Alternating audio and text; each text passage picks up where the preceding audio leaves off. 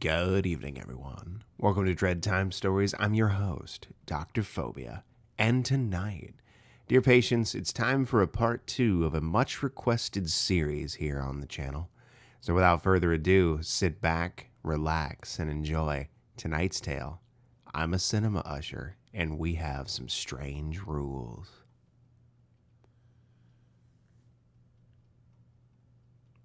My name is Sean, and I've been a cinema usher for 3 years now. My cinema has rules that you can never, ever break, no matter how strange or downright insane they sound.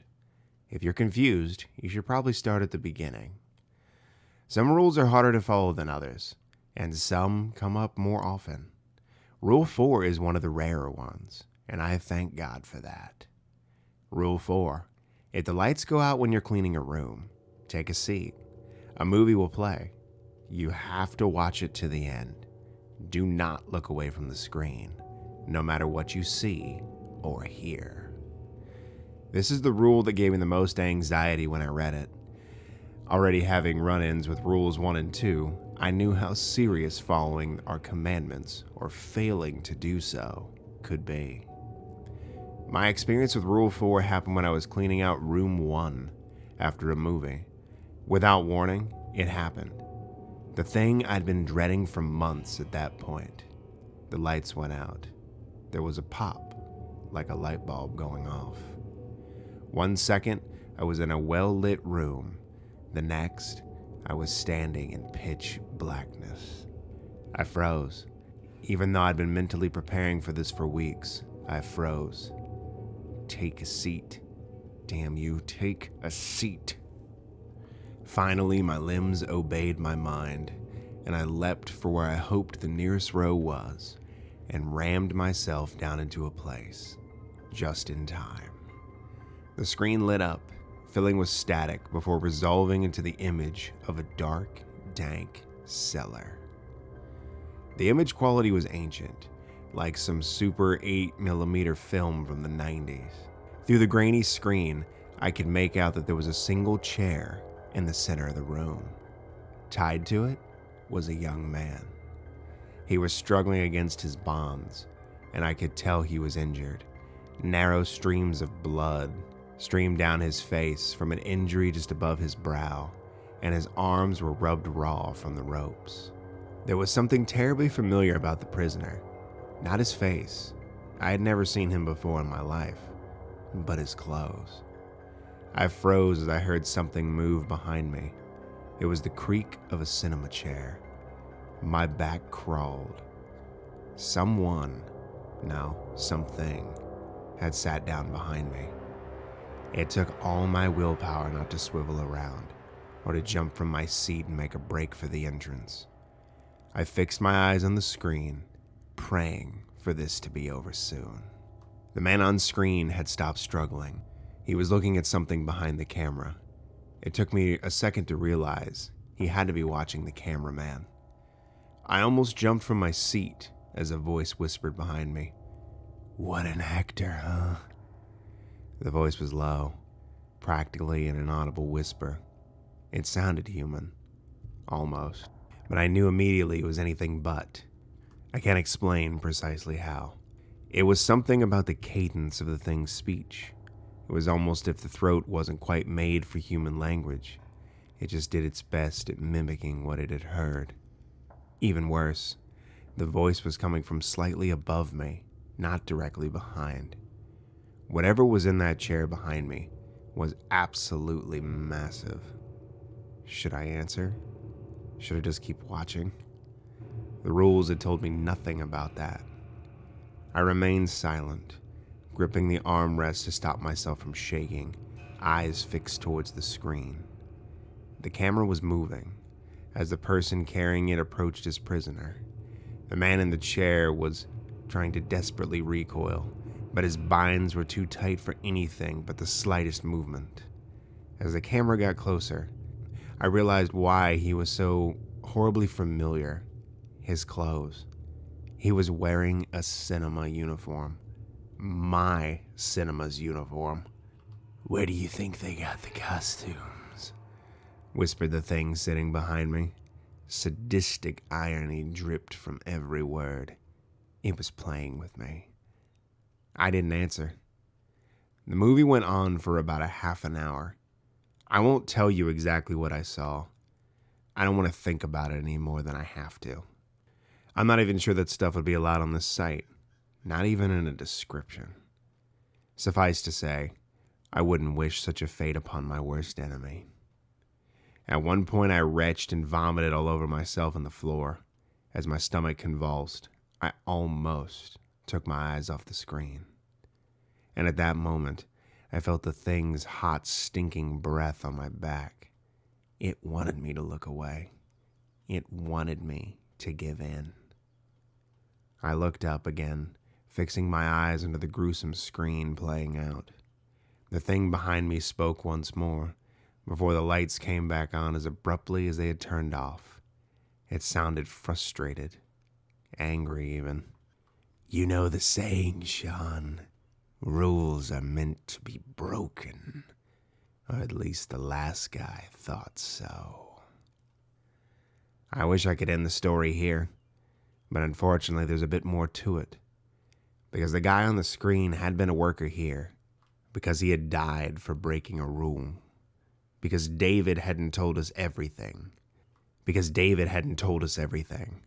Instead keeping us on some sort of bullshit need-to-know basis. Someone had suffered a fate worse than death because of his secrecy, and I would have him explain himself. Still covered in my own sick and cold sweat, I stormed through the lobby, ignoring the disgusted looks of customers there. I slammed into David's office.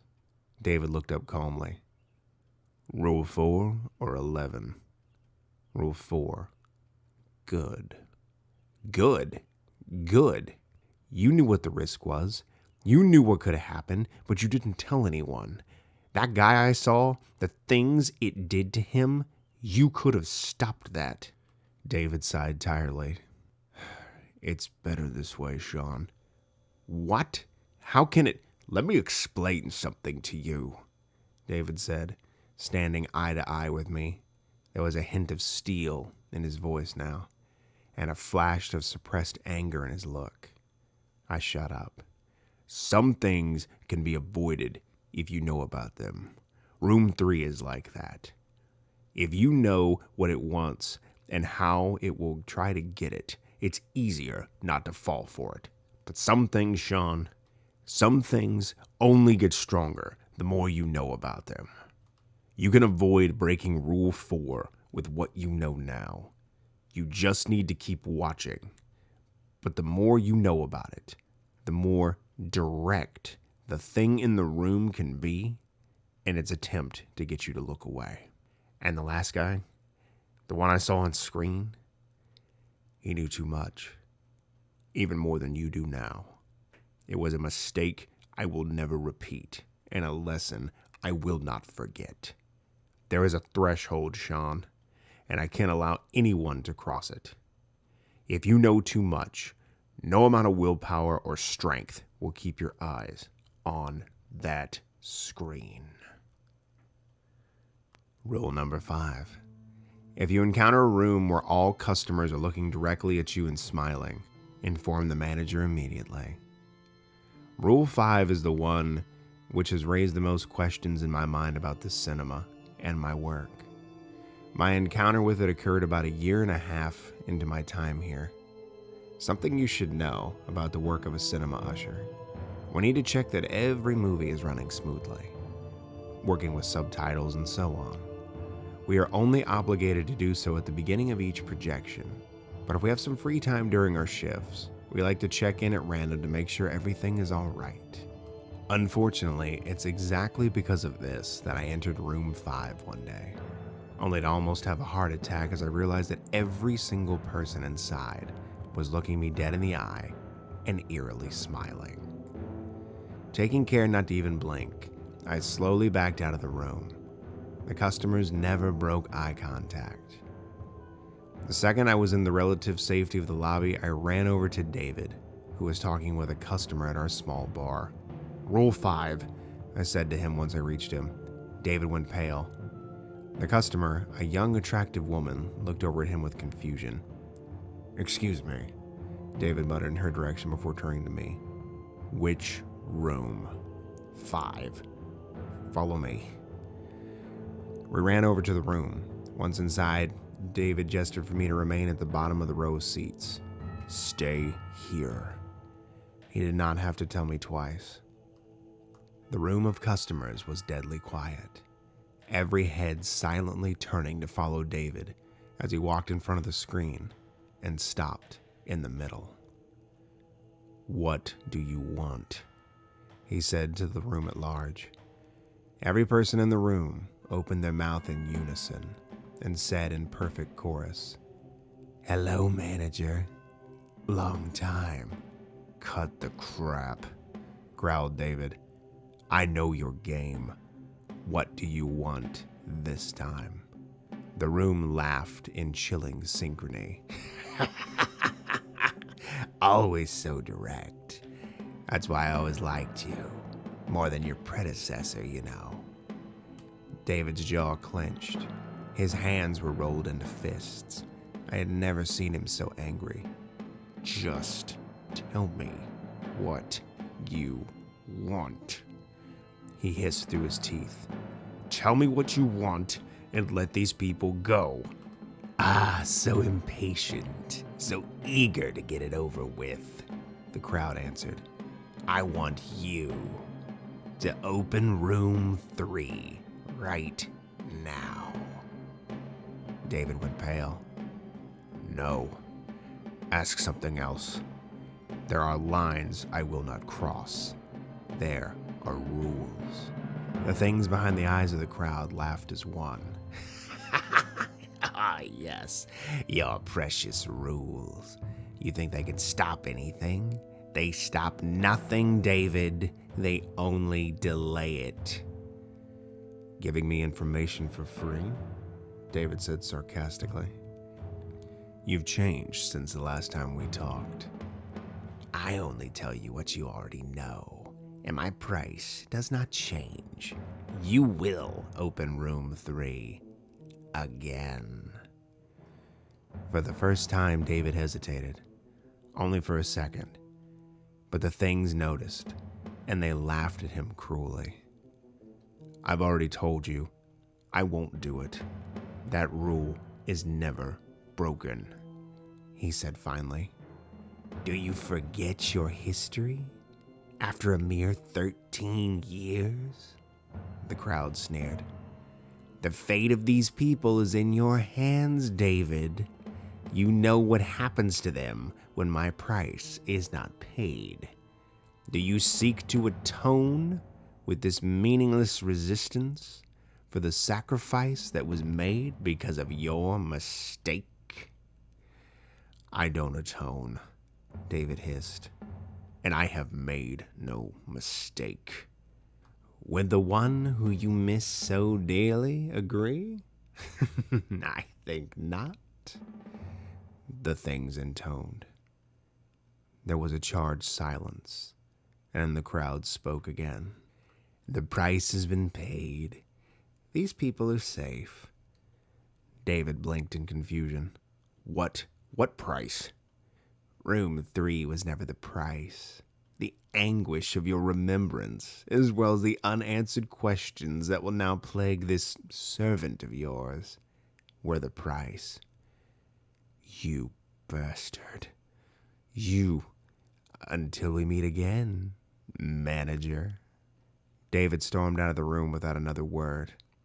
The crowd followed him with their gaze, and then fixed upon me. A smile, a nod, then the crowd looked up as one.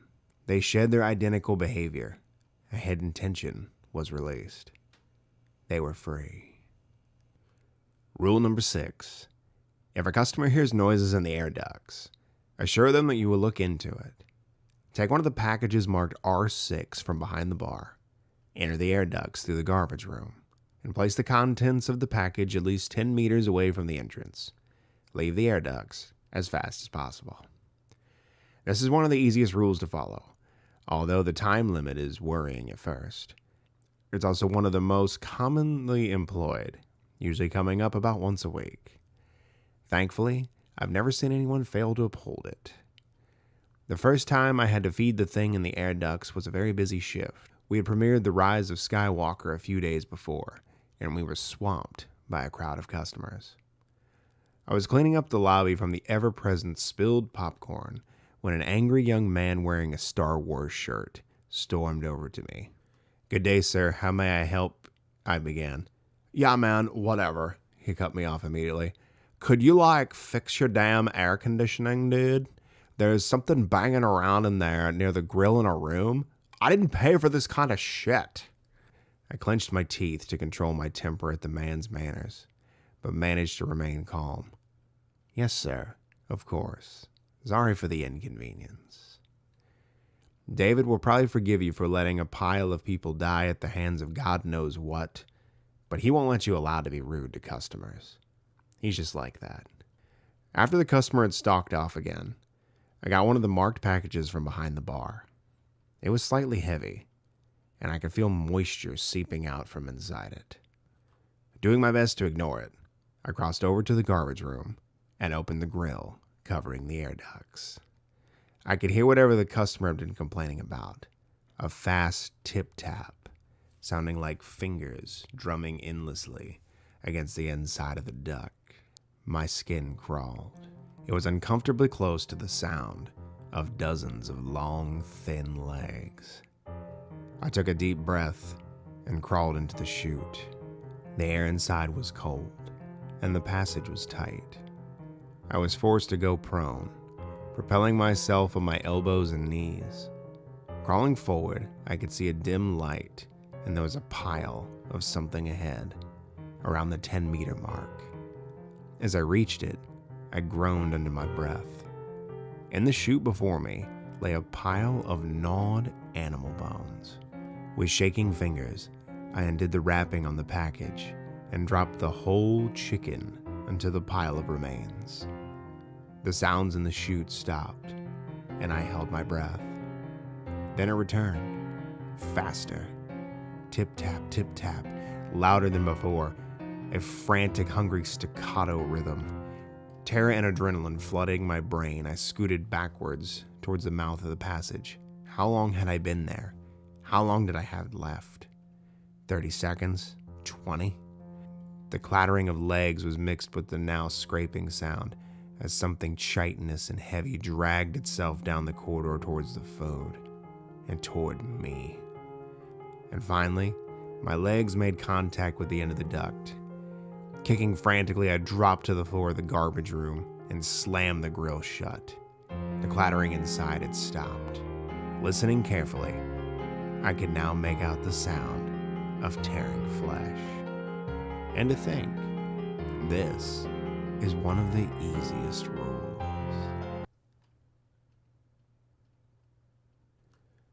Well, there you have it, dear patients. Part 2 of the Cinema Usher series. I hope you enjoyed it, and thank you for listening. Like I always say in closing, check under your bed, look in your closet, and sleep with the light on. The life you save may very well be your own. Good night, everyone.